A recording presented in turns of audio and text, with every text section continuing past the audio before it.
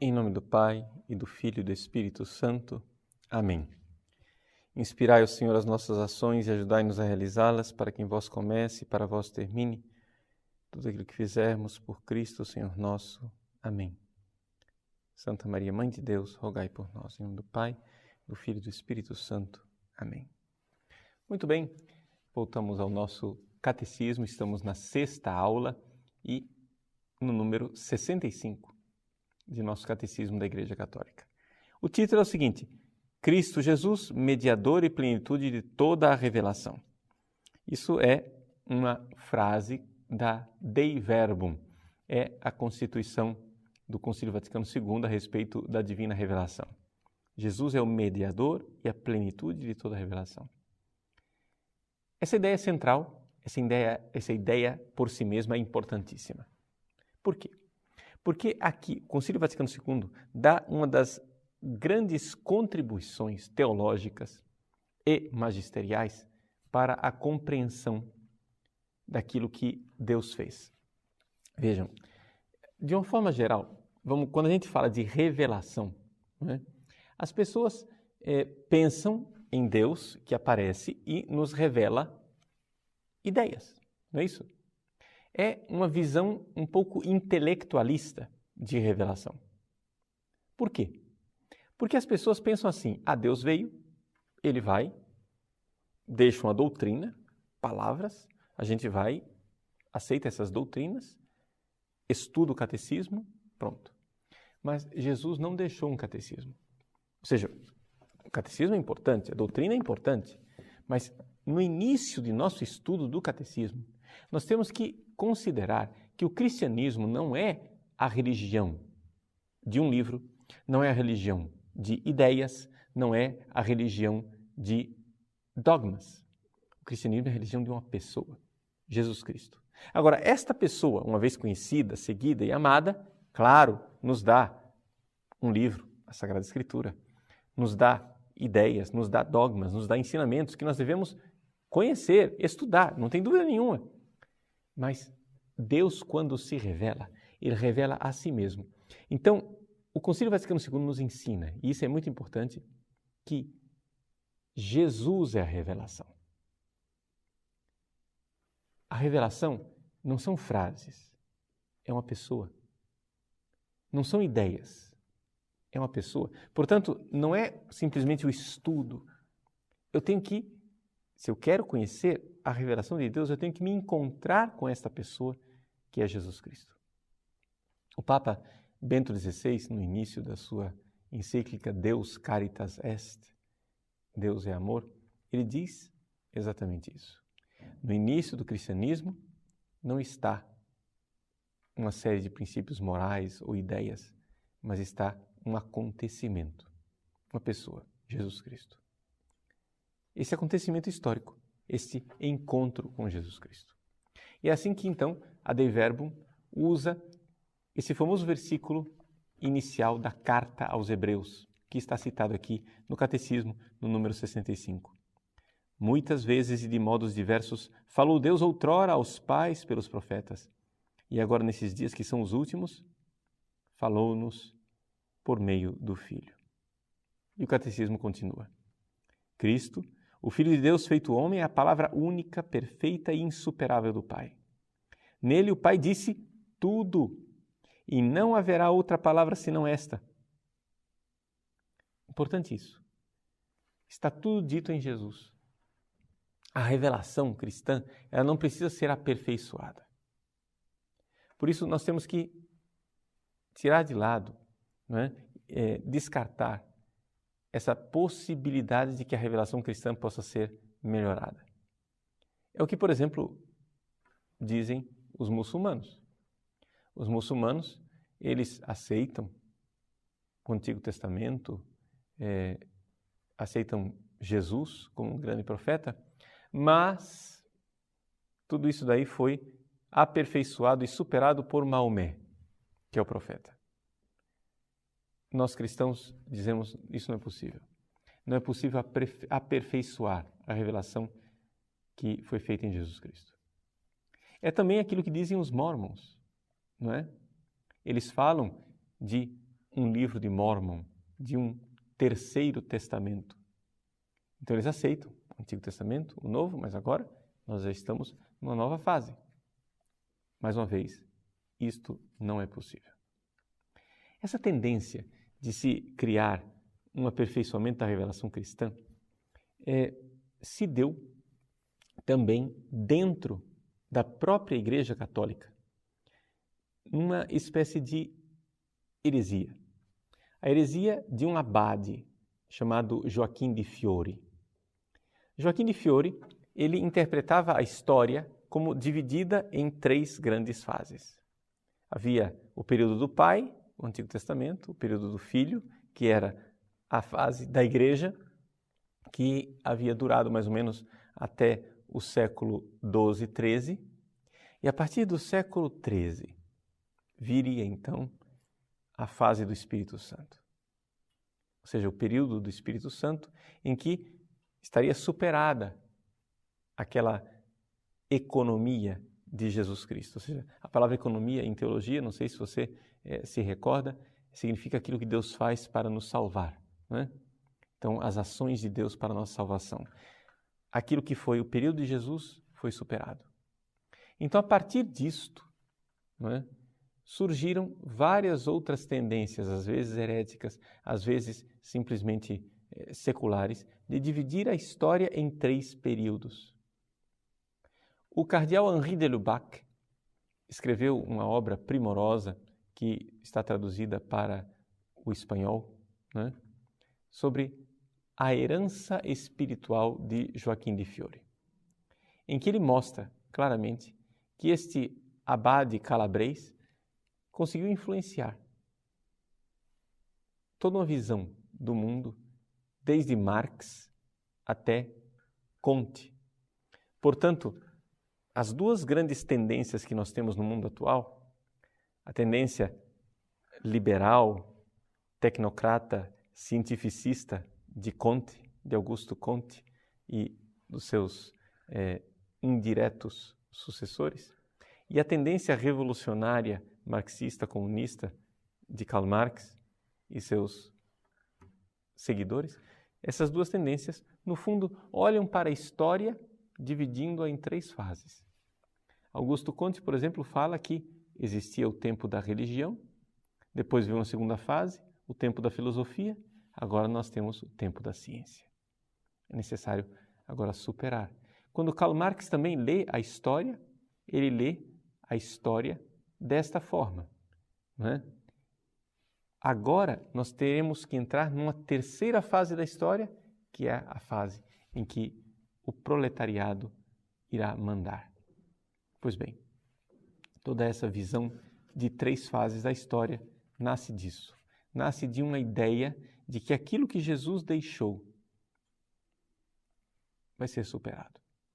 Dentro do cristianismo, se diz, aquilo que Jesus fez seria superado pelo Espírito Santo. Fora do cristianismo, se diz, aquilo que foi a religião será superado por uma nova fase, por uma nova dinâmica que, claro, os seus representantes sempre dizem, somos nós agora, os definitivos, somos nós que viemos trazer a novidade. O Concílio Vaticano II recorda aquilo que é a fé da Igreja de sempre. Antes de Jesus voltar, não vai haver novidades. Ou seja, nós estamos numa economia definitiva. Nós estamos numa dinâmica de salvação que é aquilo que Deus deixou. Quando isso daqui passar, é porque passou o mundo. Quando acabar, né, essa dinâmica histórica, é porque acabou a história. Não haverá uma outra fase. Então, São João da Cruz, nos diz o Catecismo, depois de tantos outros, exprime isso de maneira luminosa, comentando aqueles versículos iniciais de Hebreus. E São João da Cruz disse assim na sua subida do Monte Carmelo: porque em dar-nos como nos deu seu Filho, que é a sua palavra única, e outra não há, tudo nos falou de uma só vez nesta única palavra e nada mais tem a falar. Deus pronunciou tudo em Cristo, acabou. Ele não tem mais nada a dizer. Então, esse gosto de novidades que nós temos, de ir atrás, né? De, sei lá, que revelações privadas que possam nos dizer alguma novidade, isso daí é um gosto malsão, é uma coisa que não é muito adequada. As revelações privadas, as aparições de Nossa Senhora, por exemplo, elas têm o seu valor.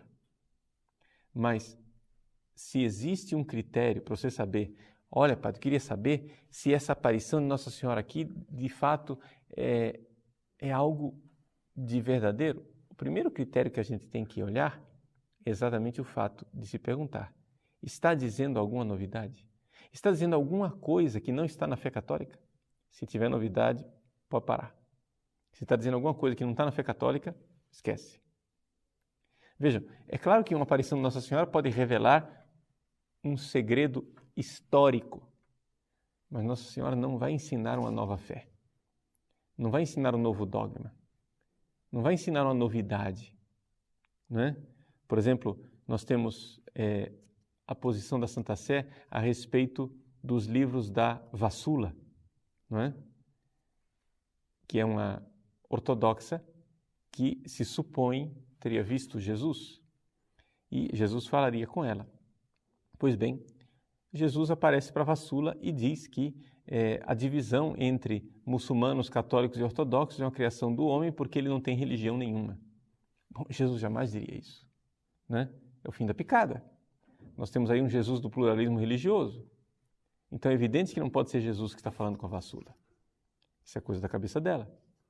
Então, uma das realidades mais importantes que nós temos, um dos critérios mais importantes que nós temos, para saber se uma aparição verdadeiramente está em sintonia com a fé da Igreja, é que ela não comporta nenhuma novidade, porque Deus já disse tudo em Jesus. Em Jesus ele disse o que tinha para dizer.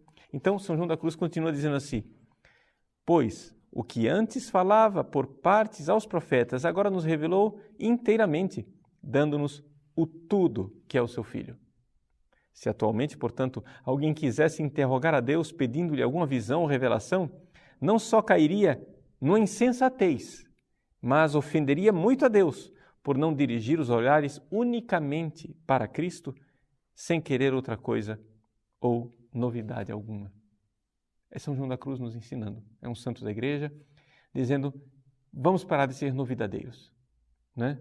Um dos critérios que estamos na fé católica é que nós estejamos na fé de sempre. Não é algo inventado. Pois bem, o número 66 do Catecismo, então, comenta mais extensivamente isto, dizendo assim, não haverá outra revelação. E aí, ele cita o número 4 da Dei Verbum. Não é? Atenção, eu gostaria de chamar a atenção das pessoas que têm uma certa alergia do Concílio Vaticano II para essas palavras do concílio. São intuições que são em perfeita harmonia com a tradição da Igreja, mas que trazem para nós, homens contemporâneos, uma clareza para entendermos a fé de sempre.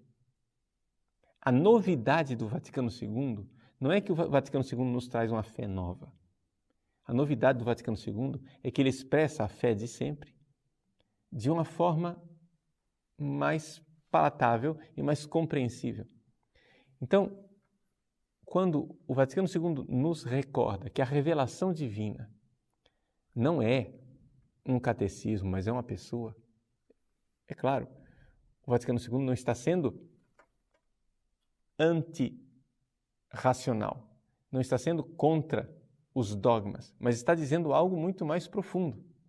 Não é? O Vaticano II não está caindo, por exemplo, nos erros modernistas de dizer, não, é o sentimento que vale e o dogma não vale nada. Não é isso. Ele está dizendo que a pessoa divina de Nosso Senhor Jesus Cristo é que é a revelação. Portanto, não é um sentimento. É um acontecimento histórico. Vejam só o que diz o número 4.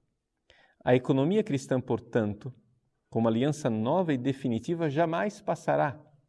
Já comentei isso.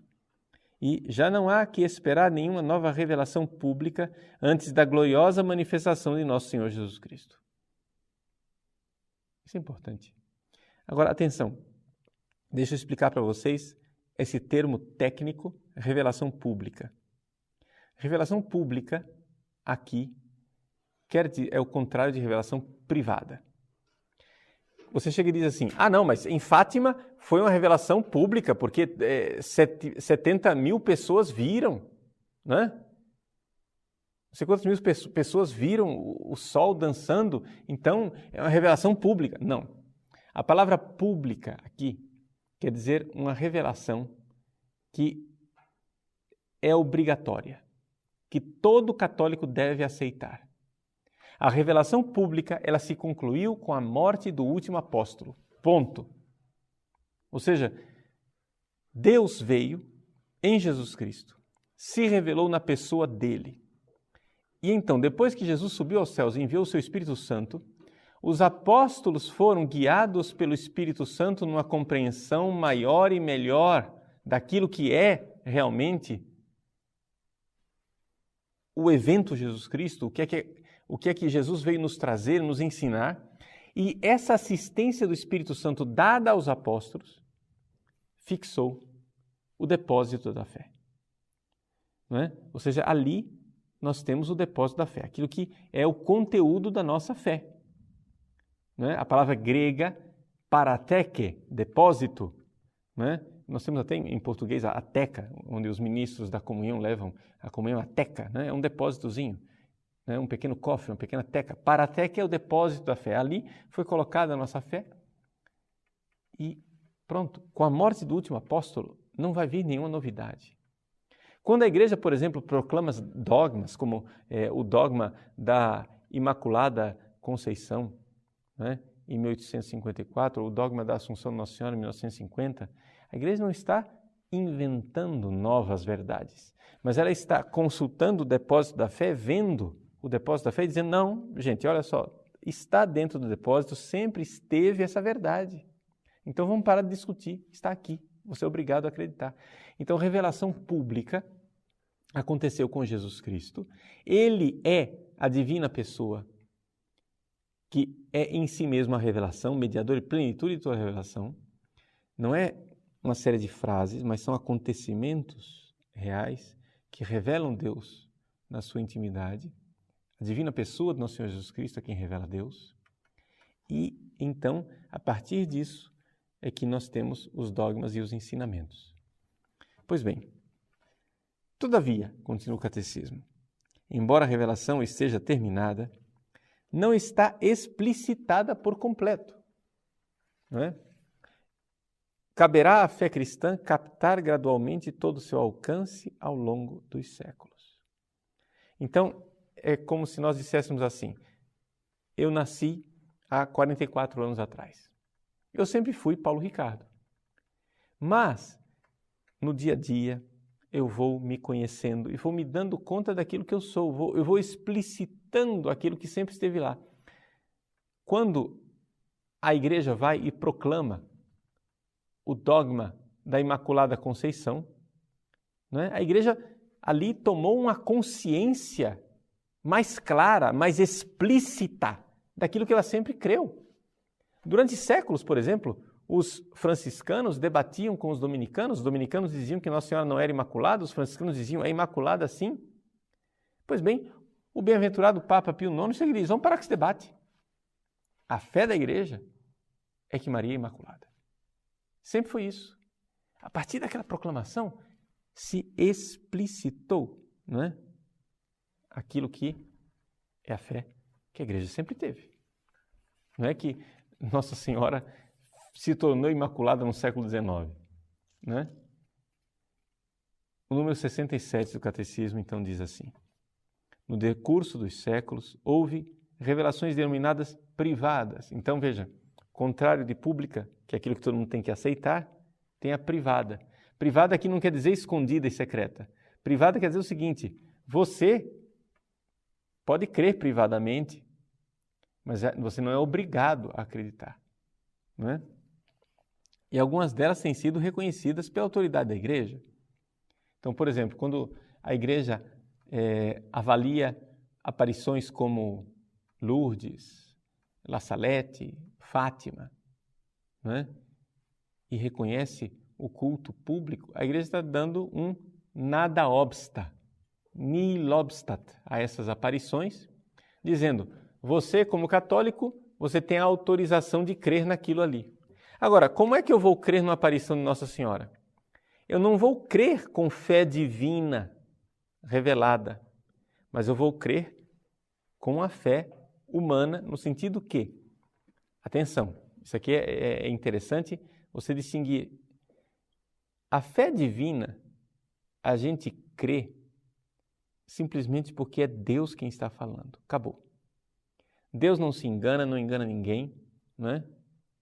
E nós temos que crer porque é Deus quem está falando. É como quando Jesus e São Pedro estão lá na barca, Jesus diz, joga a rede, Pedro. Mas, Senhor, nós pescamos a noite inteira. Mas em atenção à tua palavra eu vou jogar. Ou seja, já que é você que está dizendo, Jesus, eu creio, né? Eu vou jogar. Ou seja, a minha razão me diz que não vai dar peixe. Mas, já que é Jesus quem está falando, eu confio nele. Então, por causa da autoridade de quem fala. Então, quando Jesus nos diz uma coisa, quando ele pega o pão e diz, isto é meu corpo, eu creio.